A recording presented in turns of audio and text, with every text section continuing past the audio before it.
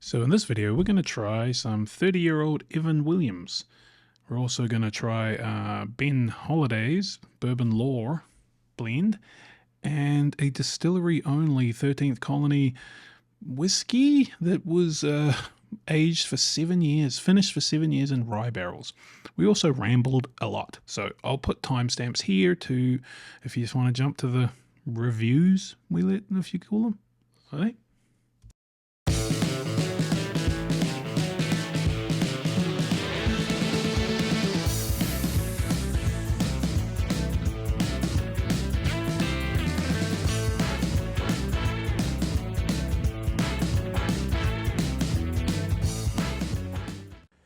Yeah, so we've got some pretty big bottles here. I'm pretty excited about this. This Ben Holladay is made by, well, not made by Ben Holladay, which is a distillery in Missouri.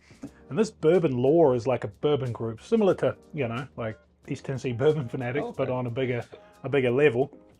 They've been around for a long time, and they made a blend, but I think they went there and they were doing a barrel pick, from what I understand, but they started just mixing them together and they came up with a mix. So I believe this is like a 17 barrel mix, 18 barrel mix. And I don't know whether it is just as really good, because it just went crazy on YouTube, right? Everyone that tried it just flipped out about it. So we were both in that, what, $50? Yep. And we got 2 bottles out of it, so that was, yeah, two really good bottles. Like, and this one is hard to find. This one took the Daryl to go hunt this guy down, because I didn't think I'd ever be able to come across one of these. There's one of those bottles. There's 3,000 out there, and it's a bottle that would probably get drunk. I don't know if people will save it, so getting less and less every time. I'll let you talk about this one, because this is yours. So we'll come back to that one last. This is a brand new on the market, just released, distillery only. So whenever we get through everything else, because that's going to be our last one, that's our finale. But that is supposed to be a really great bottle. Not a lot of people have gotten it or even know that they don't even know that it's don't even know that it's out. It's been and gone. We're fairly in the know of 13th Colony, and we just started to see our friends get it, and we're like, where the hell did you get this from? And yeah, so anyway, we'll go into these. This is Evan Willams, good old Evan Willams Black Label, and but this one is Evan Willams Black Label from, what did we say, 30 years ago? 30 years, so 1994, and we just had them shipped to us here. We got that one until we went out for dinner. We ran into a little local store here and grabbed the new one, so we could do a side by side. You know, you could do this and be like, that's good or that's bad. But I want to know how it drifts, you know, from the last 30 years. Well, and I'm not really a big, I've never had either. Cheap I've never had a drinker, so yeah, I've never drunk that before, well, that I can remember. But my thing is you know, if it gets better, or if the new one that we paid $20 for is better, that's a good thing, because that means their bourbon's getting better. Yeah. And if it's not, then that means this is on the bottom shelf where it belongs. Yeah. And we've had some of these dusty bottles before, and so far everything's got progressively worse. But like, even the rare breed, modern rare breed is fantastic. Oh yeah. But rare breed from 20 years ago is even better. Now it's almost to the B-tacky level, really. But you know, it's got the same flavor profiles and stuff. It's just something about it is a little bit better. But it could also be just psychological. We probably have to blind that, really, to tell the difference. Yeah. This is my bottle. So. What's that? No, that's mine. Well, where's my bottle? Your bottle is inside. Is it? Oh, it is now if I open it. Oh, yep. It don't matter. The good old plastic twist top. So, yeah. And wonder. Now I know this one's mine because I just checked out. Oh, you bought that, yeah. Did they improve? Have they gone cork?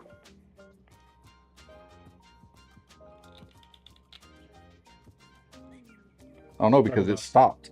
Look, halfway. Oh. So. Oh, this thing's gonna test me. No, it's still a screw cap. So we're just gonna force it. So one of our buddies that got this mentioned that it was. He said, "Tell us what the arsenic tastes like." So, yeah, and I'm like, how do you know what arsenic tastes like? Yeah, how do you know what arsenic tastes like? And have you already tried it? So, a bit nervous. We shall see. Yeah. Ooh, a little heavy on that one. That'd be all right. That's yours. So this is old, new, old, new. So we need to line them up. There we go. Which one do you want? Let's go for the new first. Yep. Let's see what all the tweakers are ravening about. Pretty similar in color. Oh, it smells cheap. It really does. Does like that? The nose is different. It's totally different. I still wouldn't say either of them is good. I don't get it. It's not like a unicorn. It's not something I'm gonna chase. You know. You know, you don't. But it is different. This one here, the new one, just tastes like goddamn fucking. Did you already taste it? No, sorry. Smells like almost like a. Has this got neutral grain spirit in it? It's a bourbon, right? No, it's a straight Kentucky bourbon. But there's that slight. Yeah, it's like just straight corn. It's like. Yeah, straight corn with a little bit of vodka-y type. It's almost like the people who do the. They make the moonshine and then they put it into a barrel and try to call it bourbon. That's kind of what it like the craft distilleries. It's you can tell it's not going to be good. Going in. Yeah.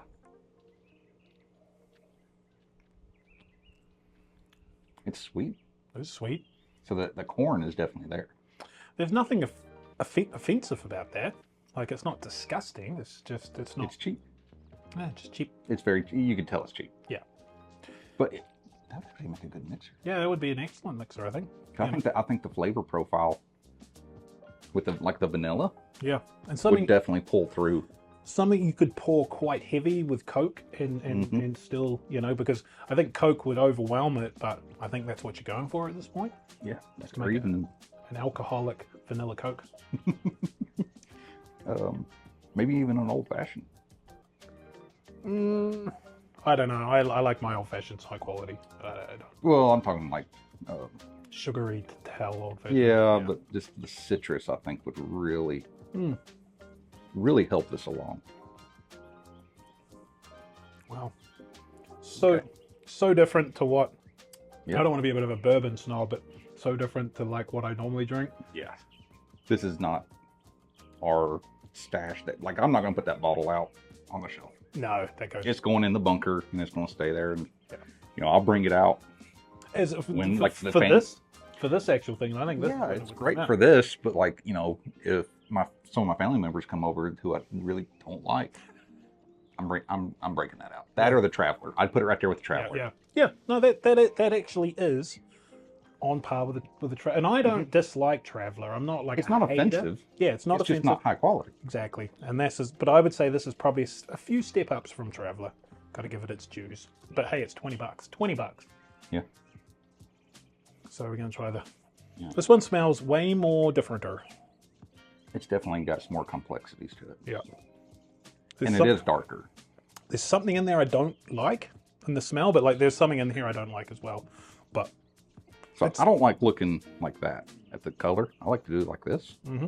So if you look, I mean, that's darker. Yeah, it is darker.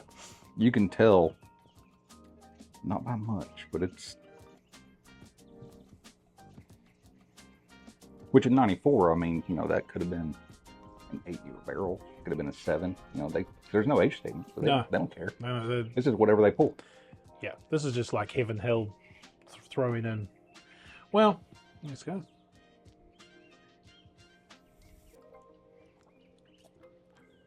Again, it's not offensive. It drinks a little bit hotter. Yeah. It tastes. It's almost got oh man! It's almost like just a hint of rye, like that spiciness. It's got something in it, like like a bubble gum or some sort of candied thing.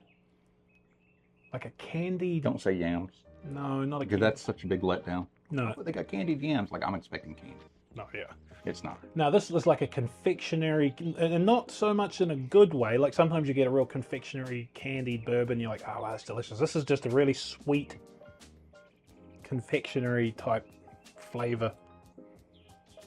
Let me paint a picture for you. Circus peanuts. Yeah, could be. Yeah, because it's got a nuttiness. It's got a strange. Yep. Like sugar. The candied No one knows what the hell they were made of. Yeah. Almost like a marshmallow. Jeez, we're sounding almost like professional whiskey tasters right Yeah. now. Look at us go.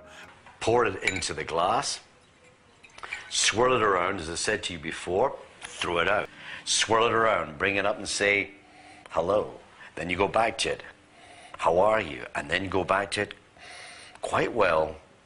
Thank you very much. Now remember, get into it. Don't go like this. None of this stuff. You want to get right into it to make sure that you're actually examining every part of that whiskey. But no, that is such a strange It's flavor. like it's a candy.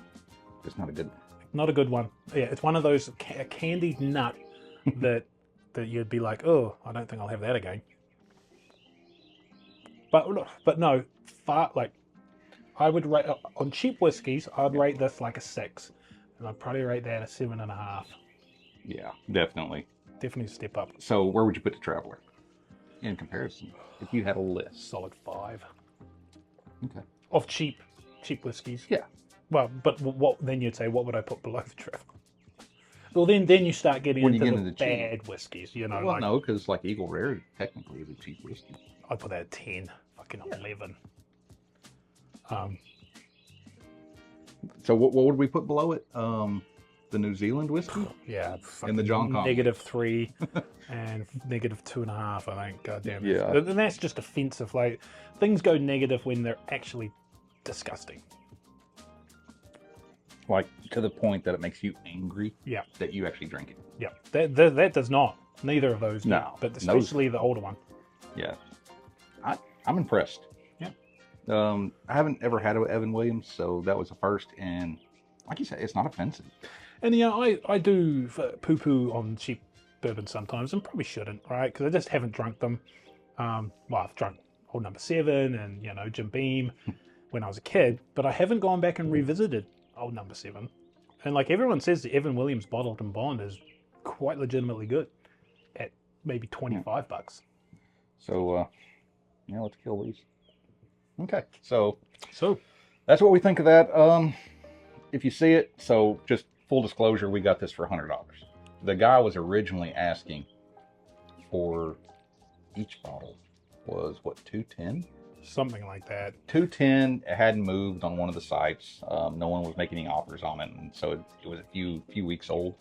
One of our buddies reached out to him and was like, "Hey, I'll do 100," and he was like, "I'll do 125," and the guy was like, "No, 100, final offer."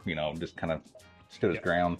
And yeah, I mean, I could see it just because it's old. It's 30 years old. Yeah, So- and we bought the case, so it was all 6 of them. So But yeah, I would never go above that. Even 100 was kind of pushing it for me.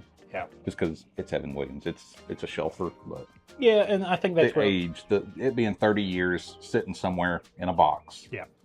just waiting. Oh, that is yours because your label was kind of crooked. Okay, good. Every ounce charcoal filtered. Yeah. Oh my God. What was that? What was that? Charcoal filtered. Wow. And it's called bourbon. Wow. It sort of seems like that's got nothing to do with Tennessee whiskey. Okay. So now we're going to do this Ooh, the Ben Holladay. Ben Holladay. I have not had any Ben Holladay. So I say we're around, but I ain't worried about it. So this is going to be a little bit, this might be stepping it straight up. It's 118.6 proof. It comes from floors 7, 6, 5, 4, 3, 2, and 1. Oh no, sorry. Austria. Austria? Well then, good day, mate. Let's put another shrimp on the barbie.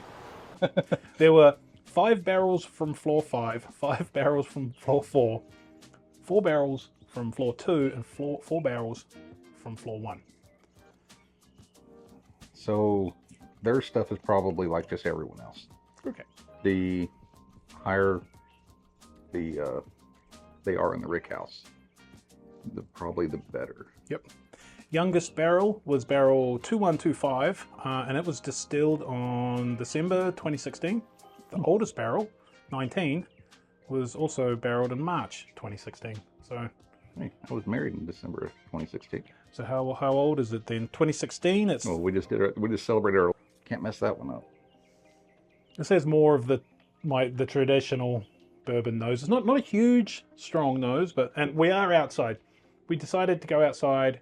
House Bourbon needs to sort out where the hell I'm going to do videos going forward because I've been all over the place. But Yep. a couple more subscribers and I'll change my stuff around. Ooh, we could actually build like a little bar out here. Could do. Like a little outdoor, just a something simple. Yeah, like over there would be quite nice. Yeah. That smells better. Like it's not, Oh, yeah. not a This huge is- nose, but it smells much better.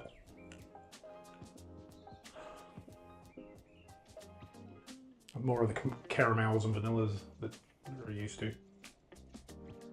I'm gonna go in. Nose is good. Going in for a taste. Mm. Much better mouthfeel. That is amazing. Yeah. But we did the Evan Williams first. Yeah. So you do the Evan Williams 90 proof, Schilfer. Yep. You follow it up with something like that. Of course, it's going to be amazing. And it goes to show you that not all Dusties. I do not believe that all Dusties are better than all modern bourbons. Like this, Yeah. is definitely a fine line because that's a great. My thing is, I don't want to get in the habit of being, tasting something and like, this is amazing on every single thing. Like, I want to be honest. This is good. Mm-hmm. This is really good. And we've had some bad stuff. We've had some mediocre stuff. But this is good. This has got a great mouthfeel though. This would be probably one of my top 25s Yeah, I think so. of every. I'm talking like from everything I've ever had. Top 25. And Missouri, not from Kentucky. Mm-hmm. Got to give it to those Missouri boys. That's a couple of these guys, and then So the Barrel King guys. I've got 2 Ben Holladays here at the house I need to open. And I think you need to come over and we need to do it together. But Definitely, because it's the Rickhouse proof. So it's the Missouri Straight and Sweet Red Wheat. sweet I think. red wheat. Yep. Yeah, that's 2 I just got.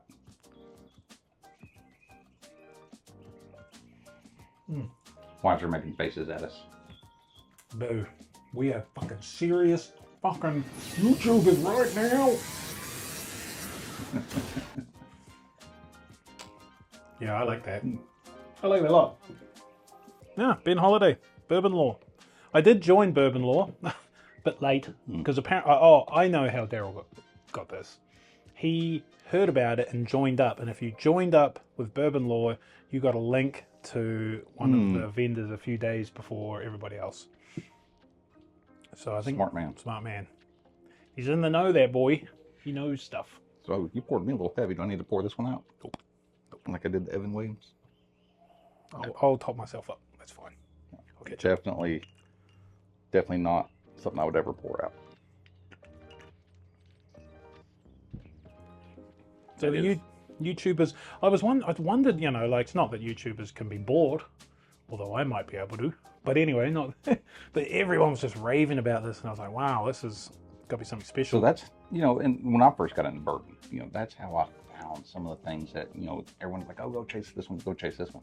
It was just by watching reviews and seeing what's out there and what everyone else was like. Because my first trip to the liquor store, I got the Gentleman Jack, or no, not Gentleman Jack, Kentucky Gentleman in the plastic jug. Oh wow, that's. And peach moonshine from Smoky Mountain Moonshine and Crown Apple. Just all over the place. Horrible. Absolutely horrible. Was doing a really bad job. Yeah, that's not a good job. And the first bottle review that I seen, everyone's like, oh, you need to go chase this and get this bottle with Blanton's. Well, And I got it and I liked it, and then I started not liking it. I don't mind blends, but yeah, it's not worth. I paid, $300. I think I paid for the first 120 or something like that. Just thinking, whoa, I was the same way. everyone's got to go through that. But then my palate started changing as I started learning and following, stuff like what you do on YouTube and some of the other guys. And it's just about, hey, what are they trying? I do find with my channel, I'm not drinking overly attainable bottles. So, but who cares, right? Like, a lot of the bottles I put on my channel are a little bit unattainium. Not really. Not to the people who've been in it for a while. You think about it, when you first got into it, everything we have was unattainable. Oh yeah, that's what I mean. It's Like, just as you get more and more into bourbon, you learn how to get those bottles. Because everyone's like, oh, you'll never get an Eagle Rare B-Tac or a George T. Stagg. And it's like, yeah, you will. Once you learn it and you learn the system, it's very attainable for anyone. Yeah, it just requires money. Well, when I first got in again, you know, $50 for a bottle of bourbon, I'm never paying that much. I said that. Yeah. And then I learned. Like, Sometimes you just got to... you can have that mentality, but you're going to get that. Yeah, a little bit. And then, you know, there's also like, there's time, cost of money, you know, the money cost of time or whatever. You can spend days and weeks hunting bourbon, or you can find out how to just get it. You just got to, you know, we're not talking huge money. We're talking maybe $100, maybe $200 over MSRP, but at least gets that bottle now, and you can try it. And so one thing I am enjoying now is, after having, you know, like the unicorns and stuff, and all those high-end bottles, is finding the stuff on the shelf that I really like. Yeah. Like Wild Turkey Rare Breed Rye. Can't beat it. Jack Daniel's single barrel proof rye. Yeah. And they're just a regular barrel proof. Can't beat it. Yeah, I think you It's do. a shelfer. You do go through phases. There's the Blanton's phase, and then you get into the high proofs, and you get into the hazmats, then you get into the unicorns, then you get into the dusties, and then you sort of done them all, and then you sort of come back down to start it all over again. Yeah, I mean, you know, what do you go after once you've had, you know, the unicorns? And there's a lot of stuff that I passed up. Yeah. So now. So this is an old label. Like, this is... So that was one of their first labels. Yeah, this is their Southern Whiskey old label. They've got little, and we'll do some B-roll and put it in here, of the, like, little stickers they've put over the thing. Bottle 2024, aged 10 years. Yeah, I noticed that. The little proof down here, 131.48 proof. This is actually signed by Graham, Master Distiller. So this was distillery only. And a little tip is, periodically these guys just do some stuff and they just put it in the distillery. They don't tell anybody about it, but if you go in there, do a tour or whatever, sometimes you can ask them and see what they've got. Yep. So when I seen that the other day, the guy we got it from put a picture up, and I was like, that's the old label. I was like, oh, it's an old one. So I reached out to him, and he was, no, this is a new one. He gave us the whole rundown. You know, it's been it started in an oak charred barrel for 3 years, and then it moved over to a rye barrel for 7 years to be a 10-year. And I'm like, well, that's different. So what does that mean, though? It was in a normal new charred oak barrel. Means it's whiskey. No, but then they put it into a barrel that previously held rye. Yep. Okay. And so he gave us the whole spill. What was that? Who was over here? Day before yesterday? Yeah. He gave us the whole spill on it and like the backstory and everything, but I can't remember it. I think that was pretty close. That's yeah. pretty close to it. We wanted to get him on camera, but he doesn't. Witness like protection. Witness protection. Yeah. But yeah, he doesn't like being on camera, so I just tried to recall everything that he told me. But I think that's pretty. So I went and that's pretty much right. So it's obviously, you know, these guys don't even state that they're bourbon on there, and being new charred oak, that would make it bourbon. But then finished for 7 years, like that's not real. That's in not really Georgia. That's not really finished anymore. That's more like, that's in Georgia though. You think about the weather in Georgia for the last 7 years. Well, it is not as dark as some of their other 10-year-old stuff. Like, it's got a really funny, I don't know, we'll do some B-roll, but it's red, right? That's really red. I haven't seen that sort of color. Ooh. Their corks are notoriously hard to get out, man. Yeah, I went and picked that up this morning on the way over here, which is why I was late. That's why you were late. Sorry. Do you first, since you're the guest on my bottle. They're not the easiest bottles to pour, eh? Well, you grab them like this. Like, yeah, that's how I find it easier, just to grab okay. grab it by the butt. Yeah. Cheers. Cheers. Ooh. Well, that is... So it reminds me a lot of their anniversary on the nose. Yep. Which, I mean, it's the same thing. You know, I think it's got a lot to do with the stainless steel pot still that they use. I was in Lichburg. The video actually just came out today, but they have there's a little distillery that's in Lichburg, and they had stills that are even smaller than 13th Colonies, like little mini ones, man, like really cute. Like we could fit in your basement. Oh yeah, easy. Start a distillery. I'm sure the HOA will be stoked. Wow, that does smell way more rye. Yeah. And I don't think there's that much rye in the mash bill. It's just coming 7 years out of that rye barrel. Yeah.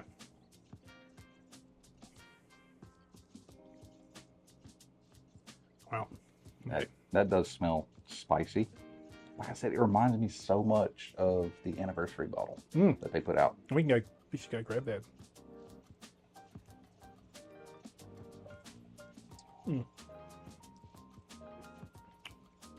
Oh, it is different. Boy, it kicks you too. Yeah.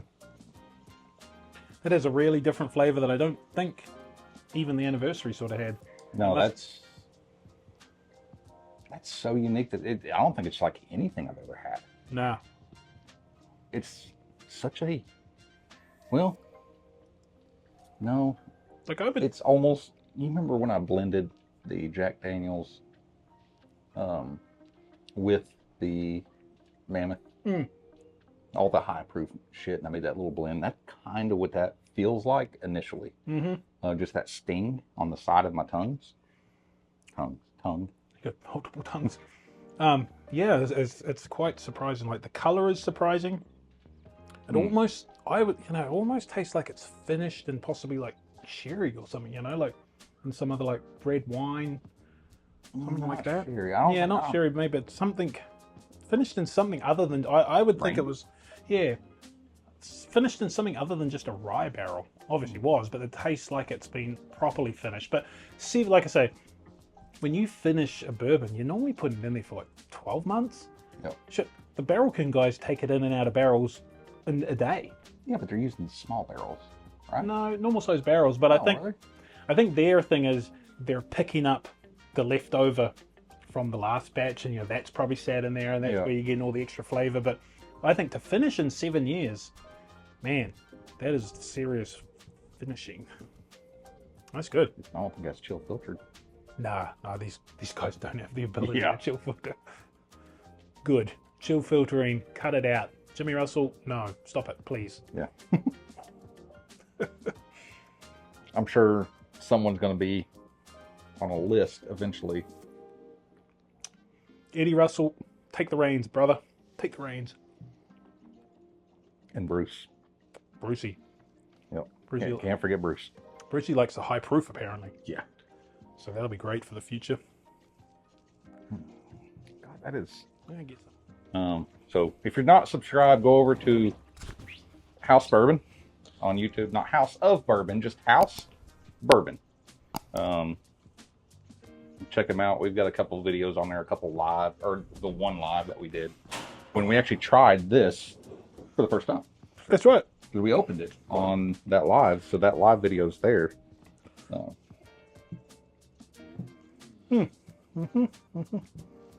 many glasses do you need? You have an extra. So that's one I'll redo that. Yeah, you need two. I need two. Yeah, I'm taking your good time with one. That's cool. Okay, so yeah, we got the 13th Colony Double Oak, which is fantastic. I'll let you pour from the butt. On the butt.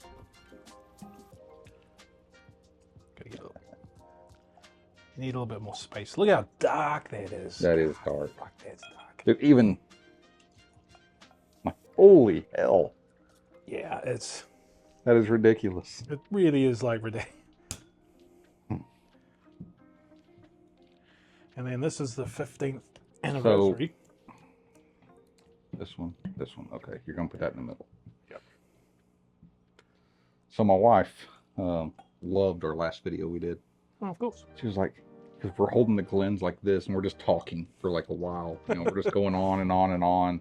And she was like, oh, that's so funny. Like your hands are tied up. Like, you got stuff in your hands when you're trying to talk, but you're like swinging the glasses around. I was like, yeah, I had to edit a lot of that out. I want to rub off Graham's signature. A lot of people won't open those. They're like, oh, it's signed. It's like, well, they sign it because they're kind of attesting that I'm good. They're signing because they're attesting that it's, you know, their product. They're happy with it. They're good with it. They're proud to be the master distiller of that distillery. Graham's a fantastic dude. So Man. yeah, He's if you get a sign ball, you know, it's meant to be opened. Yeah, that's true. But also, if you're going to keep one, keep it signed. I want to try the anniversary. Yeah, because So obviously the anniversary has a lot of the similar nose. Yeah, the double oaked is a completely different beast. Double oak's a completely different beast. You know, I will probably take back almost. They're so freaking similar. They really are. Yep. I really do think 13th Colony just actually really does distill all their own stuff. I'm starting to think more and more. Except for the stuff you find on the store, the 90 proof or 95 proof. I wonder though, like, I don't know. Yeah, yeah, I was of that same opinion, but you know, as you go through the different cask strength and you get lower and lower in the cask strength, you can see you getting, oh yeah, maybe if I watered this down, you might end up with that. Maybe we need to do that. I'll bring over the scope. We'll proof one of these down to what it is to proof in the store stuff with water, distilled water. So we'll get some distilled water. We'll proof it down until it reaches that, and we'll do a side by side. Yeah, yeah, that'd be a good way to, because that's just put it to bed. Yeah, because that's the big question out there in the bourbon community about 13 Colony is, do they distill their own stuff? Yeah, and all this stuff is all so similar.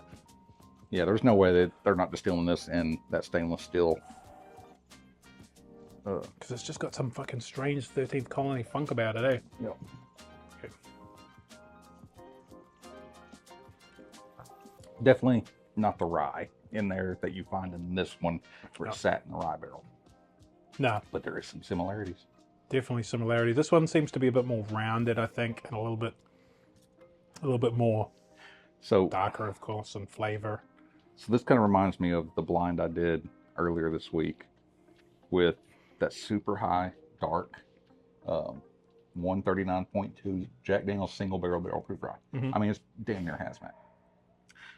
And I did it in a side by side with the Coy Hill, 139.8. That's almost hazmat. And so many similarities crossed over, but they're different. But they're very similar at the same time. That's what these two right here remind me of. Now, I know the double oaked, completely different animal. But that anniversary one, man, if I had to rank it, that's top. Yeah. That one, this new one is different and weird and strange, but I think this one's just a better bourbon. And as it should be. Like, this is the one that he spent. This was The only good thing is I spent about $150 less on that one. Oh yeah. Than when I bought my anniversary. Yeah. But man, it's another good one from them. Absolutely. And then, so the only one I haven't had, but we've got friends that have, so we can probably get to try it out, is that cask strength rye. So I had it.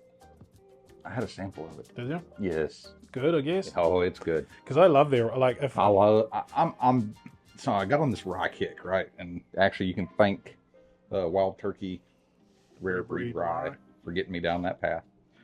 And I just started realizing, cause before I was like, oh no, I don't like rye. And every time someone offered me a drink, I don't like rye. And it was kind of the stigma, it was the thing to say. You're not supposed to like rye. You like bourbon. You like corn whiskey. But there's so much complexity that comes with rye now. I'm learning it can be spicy, it can be sweet, it could be a whole bunch of different things. Whereas with corn, it's good. You're always going to get the same thing. You're going to get that corn. I've always been a big fan of rye. I'm not a big wheater guy. No, I still can't get into the wheat. Nah, so I would rather bourbon with the flavor grain of rye, and then you can just increase that rye percentage all the way up to 50-60%, and I'm in.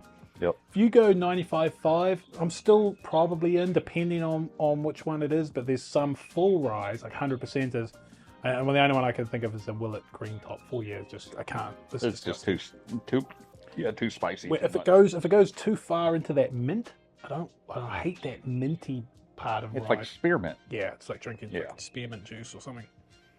Now, this is the double oak. I'm gonna just go Are you going for the double oak double now? oak now. The 13 Colony cask strength double oak, 136.8. Batch 2. I'll go with you, even though it's not my favorite, and you know that.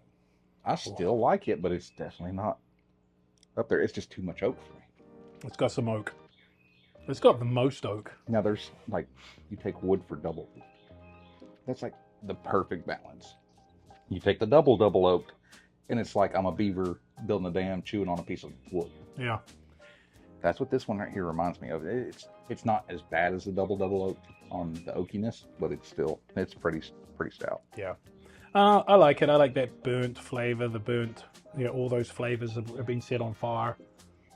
So I quite like it. I probably prefer it I prefer it over the 15th anniversary, but they're pretty close. So for me, it's 1, 2, 3. It's 1, 2, 3 for me. So it's 1, 2, 3. I'm still gonna put that. I'm just not a big oak guy. Mm-hmm. But this right here, and I know 10 years is a good age statement. If it had just a little bit longer in the oak barrels before it went into the rye, Yeah. I think I'd be happy. Yep. I would probably put that one above that one. It's still good, but I think that right there would be perfection, because I do like the rye, but it's just a little bit much, and that's why I had to put the anniversary up there. From what I know about 13th Colony, I bet you that was a mistake. I can't see you aging something because I think the story is their normal stuff is aged about 3 or 4 years, right? Mm-hmm. So obviously they made their normal stuff, and for some reason they thought maybe it was no good. Maybe just because obviously it's one barrel, so they put it into a barrel and then they left it for 7 years. So who did that first? Are they the first ones to do that? I don't know. I've No. never heard of anybody. We just learned about it up at Wild Turkey. The Forgiven. Oh, you mean to make a mistake? Oh yeah. Well, no, just the putting it into the mixing the rye and the regular straight bourbon. That's how the Forgiven came about. Yeah. But she was like mixing it when it went into the tank. Yeah, and So she pulled the made wrong lever, but burr it's rye. still, it's a mix. Yeah. And so, there's something there. I think you're going to see a lot more of that. Well, burr Because rye. that Forgiven was pretty damn good. Oh yeah, and burr ryes are great. Like there's a lot of burr ryes out on the market, but this isn't a burr rye. This is a bourbon that lived in a rye barrel. I don't quite understand it. So it's technically a finished, Mm-hmm.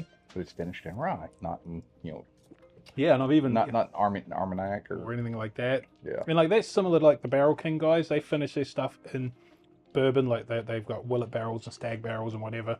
But it's just in and out. It's just the length of time, which seems crazy to me. That's 7 years. 7 years in a rye barrel.